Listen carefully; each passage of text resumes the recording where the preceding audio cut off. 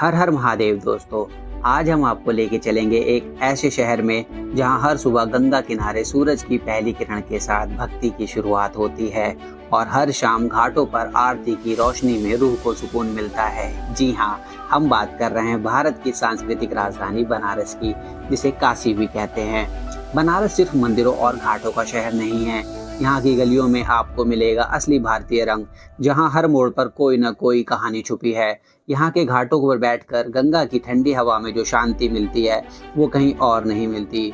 और जैसे ही शाम होती है, दशाश्वमेध घाट की आरती में हजारों दियों की रोशनी और मंत्रों की गूंज हर किसी के दिल को छू जाती है। लेकिन बनारस सिर्फ भक्ति का शहर नहीं है, ये मस्ती का शहर भी है। यहाँ की गलियों में घूमते हुए आपको मिलेगा बनारसी पान, लाजवाब कचौड़ी, जलेबी, ठंडी ठंडी लस्सी, जिसका स्वाद आप हमेशा याद रखेंगे।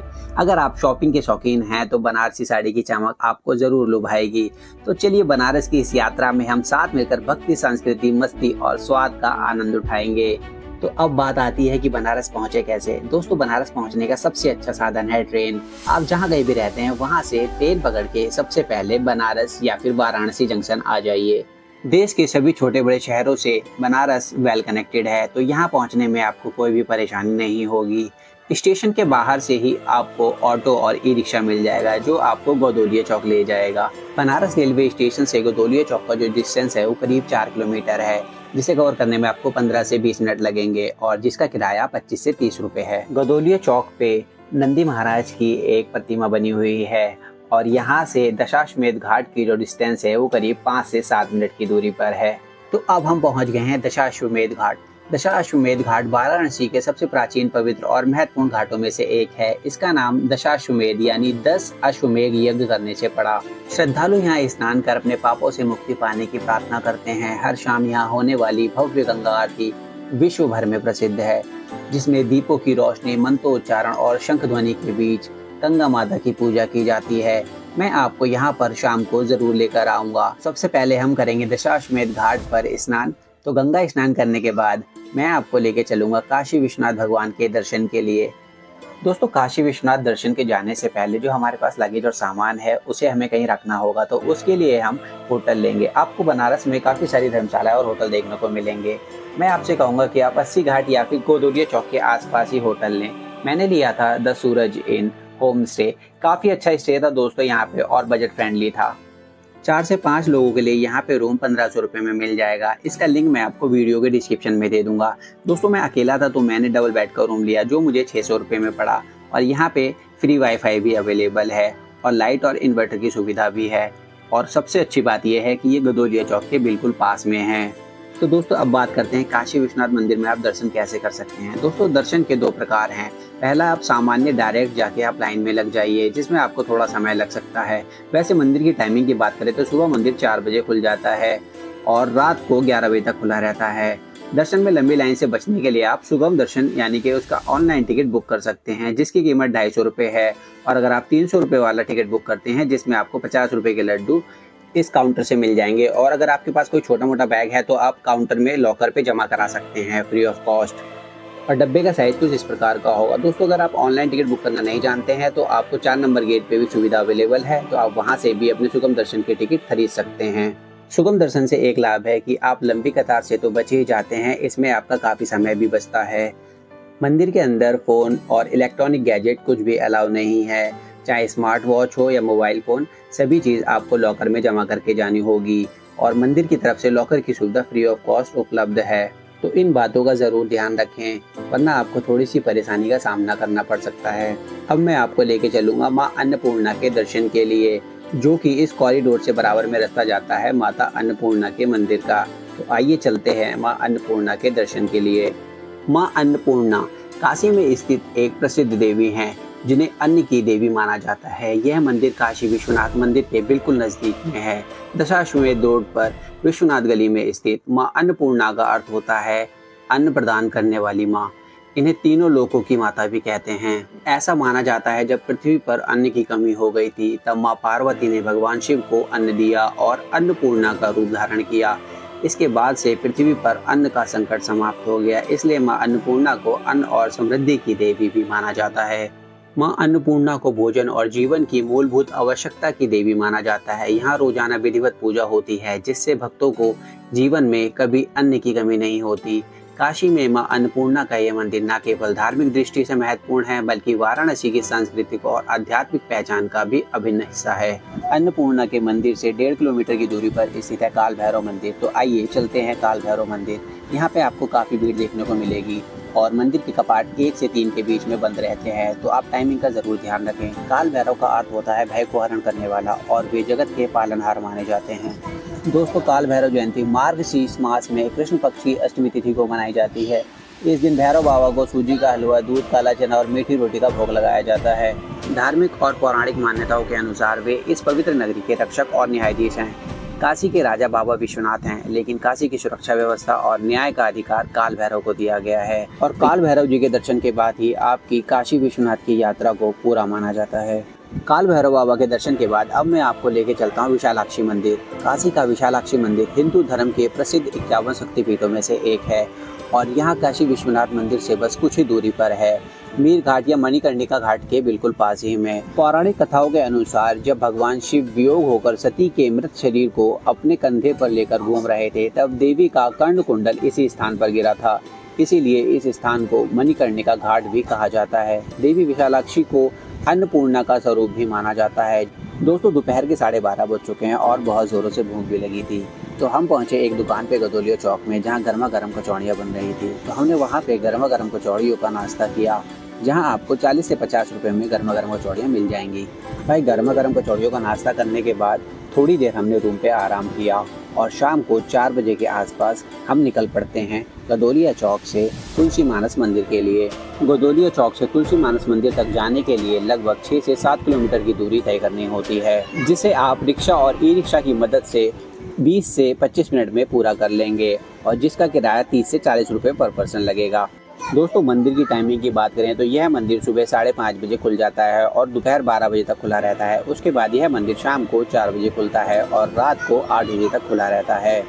तुलसी मानस मंदिर काशी का एक बहुत ही खास और सुंदर मंदिर है, जो भगवान राम को समर्पित है। कहा जाता है कि यहीं पर महान कवि गोस्वामी तुलसीदास जी ने अपनी प्रसिद्ध रचना रामचरितमानस लिखी थी, इसीलिए इसे तुलसी मानस मंदिर कहा जाता है।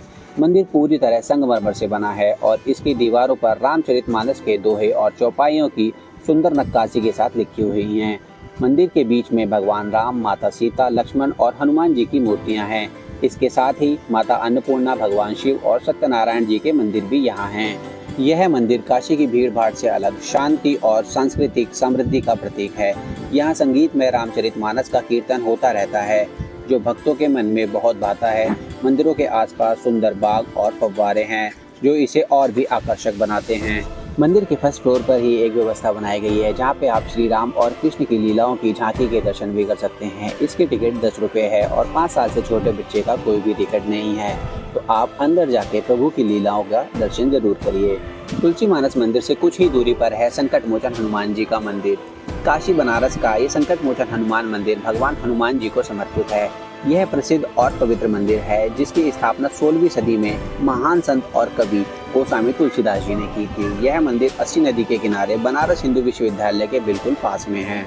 दोस्तों, मंदिर के अंदर आप फ़ोन नहीं लेके जा सकते, तो आपको फ़ोन लॉकर में जमा कराना होगा। मंदिर के बराबर में ही लॉकर बना हुआ है, जहाँ आप फ्री ऑफ कॉस्ट अपना फ़ोन जमा करा सकते हैं।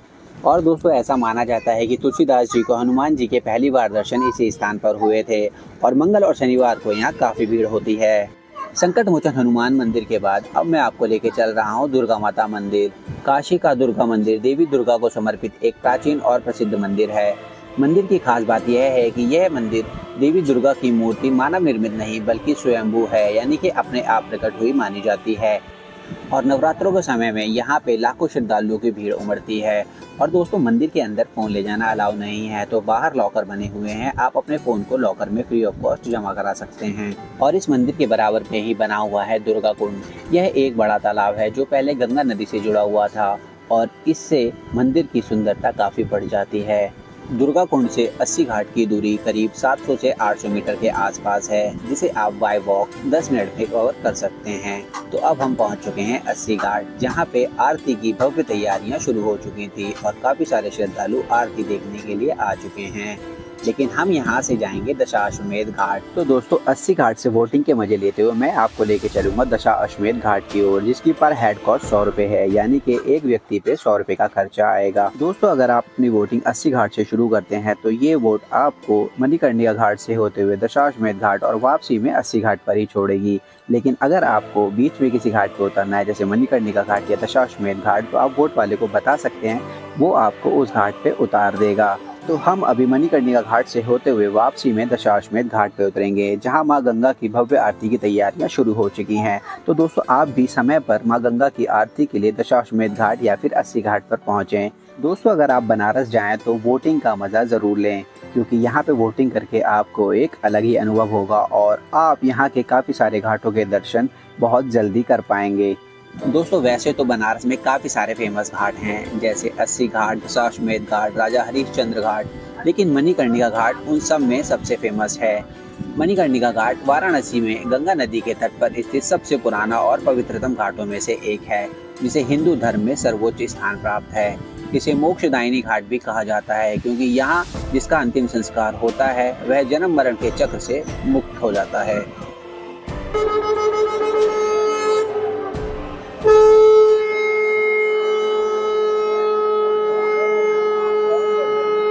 तो दोस्तों आपने अभी शंख की मधुर ध्वनि सुनी।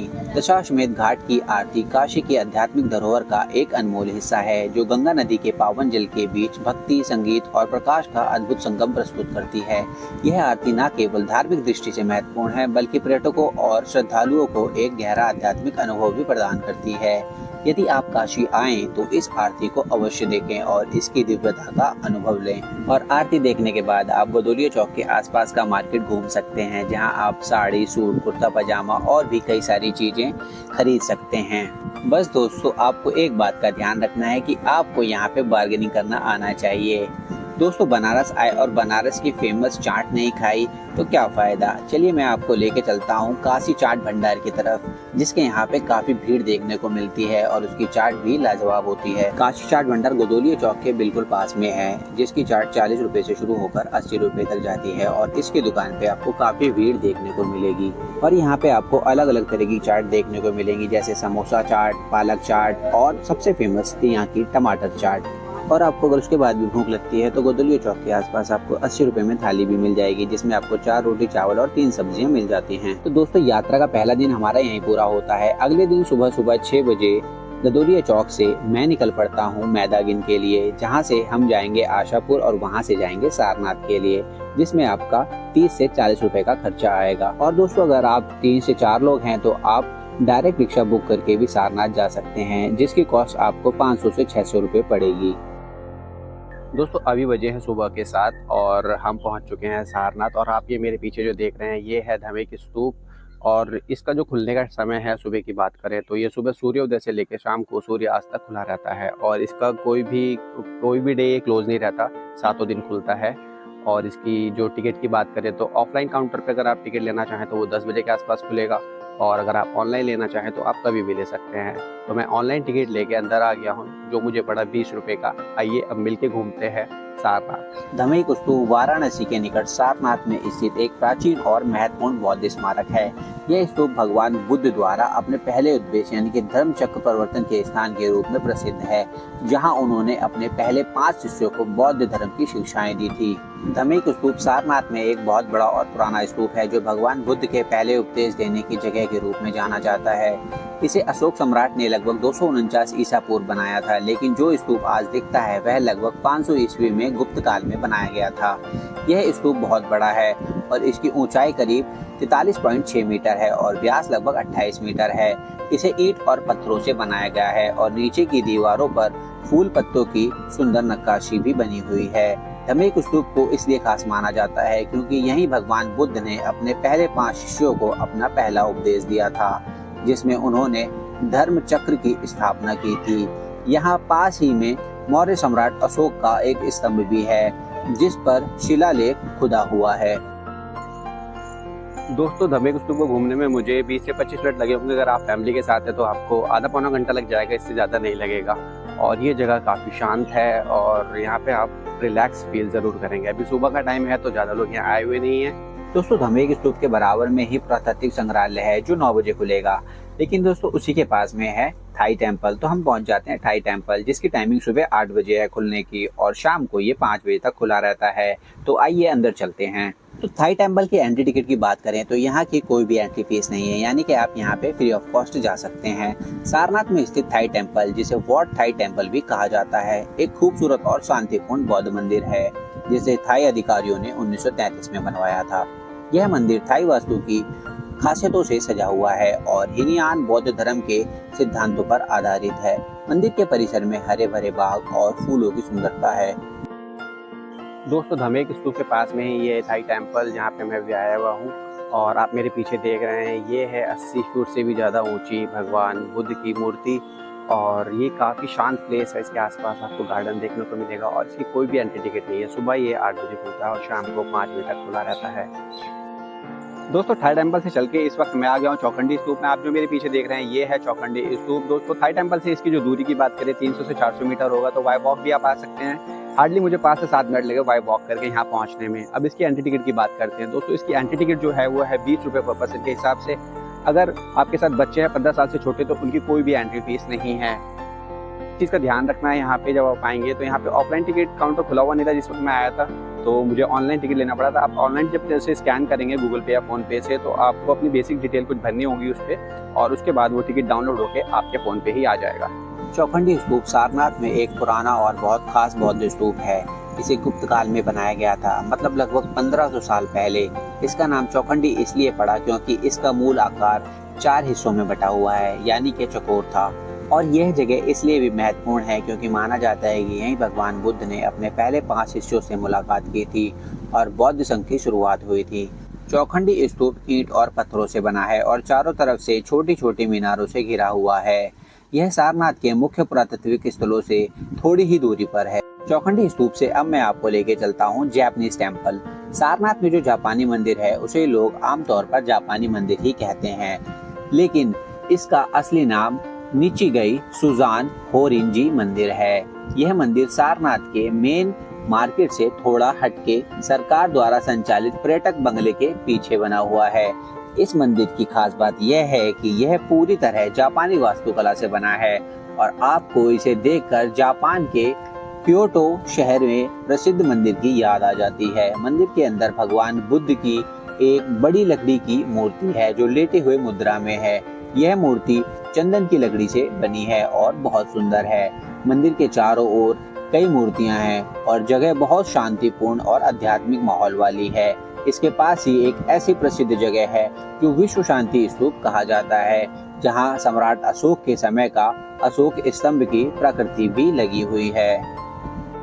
दोस्तों अभी मैं हूँ पुरातात्विक संग्रहालय में, यानी कि आर्कियोलॉजिकल म्यूजियम। इसकी एंट्री टिकट 5 रुपये है और आपको बड़ा बैग नहीं लेके आ सकते, अंदर छोटा बैग है तो आप ला सकते हैं। आइए अंदर चलते हैं। अभी सारनाथ का पुरातत्व संग्रहालय भारत का सबसे पुराना स्थल संग्रहालय है, जिसकी स्थापना 1904 में हुई थी और यह 1910 में बनकर तैयार हुआ। इसे अंग्रेजी वास्तुकार जेम्स रैमसन ने डिजाइन किया था। यह संग्रहालय खास इसलिए भी है क्योंकि इसमें सारनाथ के उत्खनन से मिली लगभग 6800 से ज्यादा प्राचीन मूर्तियां और कलाकृतियां सुरक्षित हैं। यहाँ आपको 3री शताब्दी ईसा पूर्व से लेकर 12वीं शताब्दी तक की बौद्ध, हिंदू और जैन धर्म से जुड़ी कई महत्वपूर्ण वस्तुएं देखने को मिलेंगी। संग्रहालय में 5 दीर्घाएं और 2 बरामदे हैं, जहाँ बुद्ध की विभिन्न मुद्राओं वाली मूर्तियां, अशोक के समय की प्रसिद्ध सिंह शीर्ष जो भारत का राष्ट्र चिन्ह भी है, और गुप्त काल की सुंदर कलाकृतियां रखी हुई हैं। संग्रहालय की इमारत चुनार के बलुआ पत्थर से बनी है और इसका डिजाइन आधे मठ यानी कि संघारम जैसा है। यहाँ की सबसे खास चीजों में से एक मौर्य सम्राट अशोक द्वारा बनाए गए सिंह शीर्ष का पॉलिश हुई मूर्ति, जो बहुत ही खूबसूरत और ऐतिहासिक है। सारनाथ संग्रहालय में आने वाले पर्यटक न केवल बौद्ध धर्म की कला और इतिहास को समझ पाते हैं, बल्कि भारतीय पुरातत्व की समृद्ध विरासत का भी अनुभव करते हैं। यह संग्रहालय मंगलवार से रविवार सुबह 9 बजे से 5 बजे तक खुलता है, जबकि शुक्रवार को यह बंद रहता है। काफी एंशिएंट और प्राचीन चीजें रखी हुई हैं और सबसे खास बात ये थी कि इसके अंदर जो एसी चल रहा है वो काफी चिल था, क्योंकि बाहर काफी गर्मी हो रही है इस वक्त। दोस्तों धमेक स्तूप के पास से ही ई रिक्शा करके इस वक्त मैं आ गया हूँ स्वर्वेद महामंदिर में। आप मेरे पीछे देख रहे हैं, ये है महामंदिर यानी मेडिटेशन सेंटर। दोस्तों धमेक स्तूप से मैंने ई रिक्शा किया था, 120 रुपये में अप एंड डाउन, वो मुझे वापस धमेक स्तूप ही छोड़ेगा। अगर आप 3-4 लोग हैं तो आप 300 साढ़े 300 रुपये में अप एंड डाउन कर लेंगे इस महामंदिर तक आने का, धमेक स्तूप से यहाँ तक। और ये एक मेडिटेशन सेंटर है, इसकी कोई कॉस्ट नहीं है, कोई एंट्री फीस नहीं है, तो आप यहाँ आ सकते हैं। काफ़ी बड़ा ये बन रहा है, अभी फ़िलहाल नीचे के मंजिल पे ही आप घूम सकते हैं, ऊपर के फ्लोर पे आप जा नहीं सकते हैं, तो वहाँ काम चल रहा है। और यहाँ पे फ्री ऑफ कॉस्ट मेडिटेशन भी सिखाया जाता है अंदर 10 मिनट के लिए। आपको एक फॉर्म फिलअप करके देना होगा उन्हें, और उसके बाद आपको एक 10 मिनट की क्लास दी जाएगी। सर्ववेद महामंदिर वाराणसी में एक बहुत बड़ा और अनोखा मंदिर है जो अध्यात्म और योग का केंद्र बनने जा रहा है। इसे बनाने का काम करीब 18 साल पहले शुरू हुआ था और अभी भी यह निर्माणाधीन है। यह मंदिर वाराणसी गाजीपुर मार्ग पर बुमरा बाजार के पास है। यह मंदिर 7 मंजिला है और इसकी डिजाइन कमल के फूल की तरह की गई है, जिसमें 125 पंखुड़ियां हैं।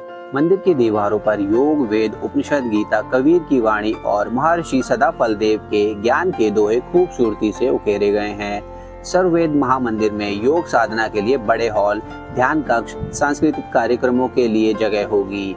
यहाँ 113 फीट ऊंची देवी की प्रतिमा भी लगाई जाएगी। मंदिर की छत पर भी खास लाइटिंग और सजावट की गई है जो रात में बहुत सुंदर दिखती है। दोस्तों सर्ववेद महामंदिर में एक जो सूचना मिली उसके अनुसार यहाँ पे एक बार में 20,000 लोग मेडिटेशन और योग कर सकते हैं और यह एशिया का सबसे बड़ा मेडिटेशन सेंटर बनने जा रहा है। तो दोस्तों सर्ववेद महामंदिर से लेकर अब मैं आपको जा रहा हूँ BHU, जहाँ पे हम काशी विश्वनाथ भगवान के दर्शन करेंगे। मंदिर के बाहर से ही मुझे ये बस मिल गई थी जिसका किराया 30 रुपये है और ये बस मुझे कैंट छोड़ेगी और कैंट के बाहर से हमें ऑटो मिल जाएगा जो 25-25 रुपये में हमें छोड़ेगा BHU यानी कि बनारस हिंदू यूनिवर्सिटी। BHU के गेट से ही आपको ई रिक्शा मिल जाएगा जो 10-10 रुपये में आपको छोड़ देगा काशी विश्वनाथ टेम्पल के बाहर।